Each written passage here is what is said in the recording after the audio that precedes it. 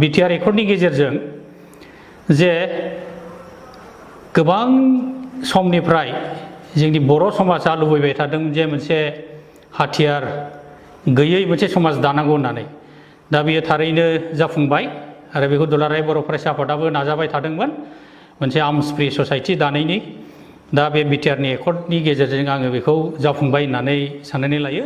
आं बेखौनो बुंगोन बेयो ओरैबायदि गिदिर मोनसे मोजां मोनसे सुक्ति नो डाउट बेयो मोनसे कमप्लिट मोनसे फुल फ्लेजेड स्टेट नङाब्लाबो बेयो जे अलरेडि मोनसे माबायाव थांबाय on the way to full fledged state नैबेखौ जोङो माखासे माबानिफ्राय जों दा बुंनो हायो मानोना बियो जुदि मोजाङै प्रपार इमप्लिमेन्टेसन जाजोबोब्ला जोङो मोननांगौखिनिखौ फ्राय दंजोबो होननानै बुंनो हायो।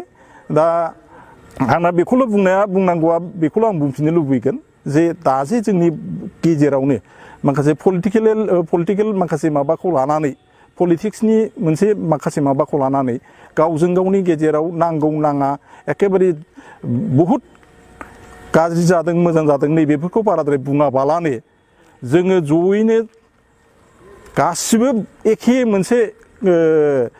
मोनसे माबाखौ लानानै साननाय बा मोनसे माबाखौ आवगायलाङोब्ला मावफुंलाङोब्ला प्रपार इमप्लिमेन्टेसननि थाखाय बयबो जयैनो जुदि खौसेयैनो जों मावलाङोब्ला जोङो बेजोंनो उनाव जेखौ जों हास्थायदों जेखौ जोंनि बड'फा उपेन्द्रनाथ ब्रह्मआ जोंनो जि माबाखौ होलांदों बेखौ आल्टिमेट जोंनि माबायाव सौहैगोन होननानै आं आसा खालामो आरो बियो जाफुंसारगोन होननानै आं सानो।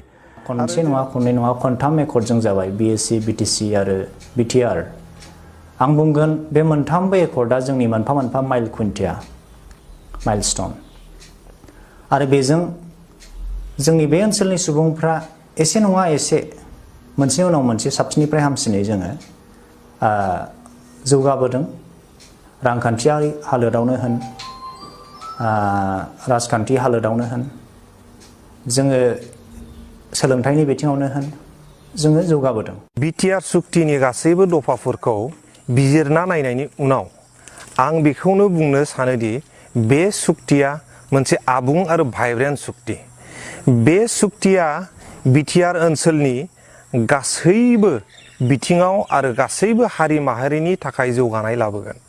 बे सुक्तिनि गासैबो दफाफोरखौ मोजाङै जुदि इमप्लिमेन्ट खालामजोबनो हायो बियो मोनसे सेपारेट स्टेटनिफ्राय खम जानाय नङा होननानै आं बुंनो सानो।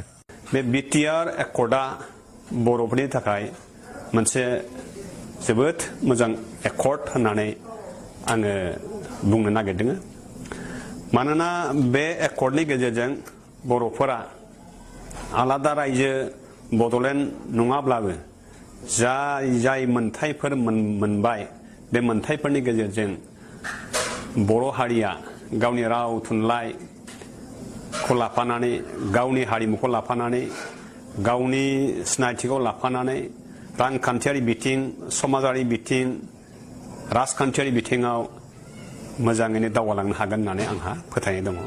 आं बड'लेण्ड जिथु टेरिटरियेल रिजन बिटिआर सुक्ति बे सुक्तिखौ जों बरायदों मोजां मोनदों आरो बे सुक्तिनि गेजेरजों बर'फोरहा मोनसे गोदान स्टेपाव सफैबाय होननानै जोङो फोथायनानै लादों। मानो होनना बुङोब्ला बे सुक्तिनि दारैहाय बर'फोरा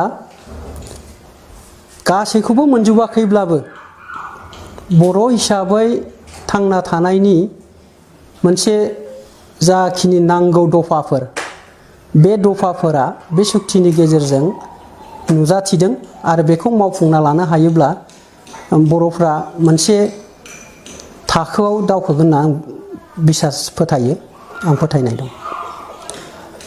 मानसिफ्रा बुङो बिटिसिआनो बिटिआर बेवहाय जेबो गोदान गैया होनना आंनावबो सोंदों नाथाय आं बेखौ बिसास खालामा।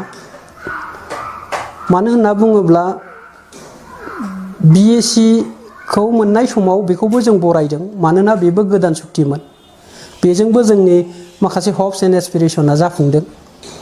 बेनि बादैबो थोजासे नङैलाय बिटिसि सुक्ति खालामदों, बेखौबो जों बरायदों आरो बेजोंबो बर'फोरा माखासे लेभेलसिम सहैनो हादों, बेखौ आंबो फोथायो। नाथाय बेनो थोजासे नङा। दानि गोदान सुक्तियाव बर'फोरा बिटिसिआव मोनफुंनो हायै एबा बड'लेण्डनि सिमांखौ जाफुंहोनो हायै माखासे दफाफोरखौ गोदान सुक्तियाव मोनफुंदों होननानै जों बे सुक्तिनि दारैहाय फरायनानै आंबो मोनदों। एभ्रि पलिटिकल पार्टि बयबो बेखौ नाजावनांगौ आरो बेखौ इट्स एन्ड एभ्रि क्लजखौ जुदि जों इमप्लिमेन्ट खालामनो हायोब्ला जोंनि बड'लेण्ड बर'फोरनि थाखाय बे मोनसे बिराद गिदिर एचिभमेन्ट जागोन आरो जेथिया जों बड'लेण्ड मोनहैगोन आइ एम सियर जों बड'लेण्ड मोनगोन सानसे। जाफुंगोन जाफुङा बे उननि बाथ्रा, बेखौ इमप्लिमेन्ट खालामनाया जोंनि दैदेनगिरि बिथांमोननि आखायाव थाहैबाय।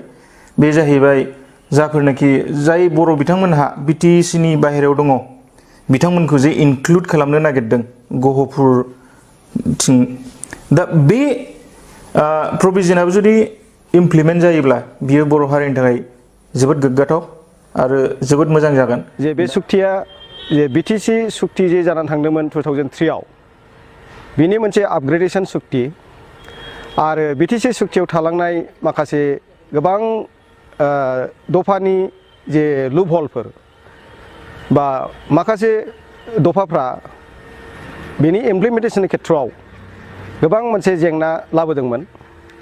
आरो फारसेथिं जि बिटिसिनि एडमिनिस्ट्रेटिभ सिस्टेम बहाय थानानै जे जाय बे सुक्तिखौ खालामदों आरो बे सरकारा अब्लासिमहालागै 16 बोसोरानो खुंबोबाय, बे खुंनायनि गेजेराव जों नुदों गोबां बिथिंफोरा माने सिस्टेमजों खाराखै आरो सिस्टेमजों खारल' नङा, सिस्टेमफ्रा उपसासन हिसाबै बेबहार खालामजादों आरो अर्थात जे बिटिसिनि जि माने सुक्तिनि दफाफोर दंमोन बे दफाफोरा माने जोङो गोसो जायोब्ला गावनि माने डिक्टेटरशिप जे आदब जाय खुंग्राया जायोब्ला बा जानो हागौ बिदिजों मावनो हानाय माखासे बेवहाय लुपहल थालांदों।